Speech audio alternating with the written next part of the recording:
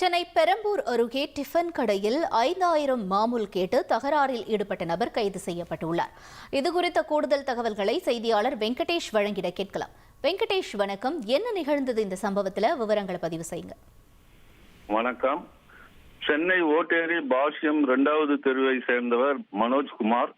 இவர் ஓட்டேரி நியூ ஃபேரன் சாலையில் டிஃபன் கடை வைத்து நடத்தி வருகிறார். நேற்று முன்தினம் மாலை இவரது டிஃபன் கடைக்கு வந்த கிஷோர்குமார் என்ற நபர் குடிபோதையில் சாப்பிட்டுவிட்டு, நீ இங்கு டிஃபன் கடை வைத்து நடத்த வேண்டும் என்றால் எனக்கு மாதம் 5000 ரூபாய் மாமூல் தர வேண்டும். நான் அரசியல் கட்சியில் மாவட்ட செயலாளராக உள்ளேன் என கூறி மிரட்டியுள்ளார். இது குறித்து மனோஜ்குமார் ஓட்டேரி காவல் நிலையத்தில் புகார் அளித்தார்.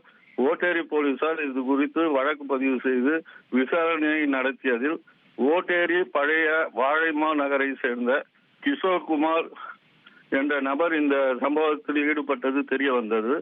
மேலும் இவர் பீமாராவ் குடியரசு கட்சியில் வட சென்னை மாவட்ட செயலாளராக இருப்பதும் தெரிய வந்தது. இதனை அடுத்து நேற்று கிஷோர்குமாரை கைது செய்த போலீசார் அவர் மீது வழக்கு பதிவு செய்து நீதிமன்றத்தில் ஆஜர்படுத்தி சிறையில் அடைக்கும் நடவடிக்கைகளில் ஈடுபட்டனர். இந்நிலையில் கிஷோர்குமார் டிஃபன் கடையில் மாமூல் கேட்டு தகராறில் ஈடுபடும் வீடியோ தற்போது சமூக வலைதளங்களில் பரவி வைரலாகி வருகிறது.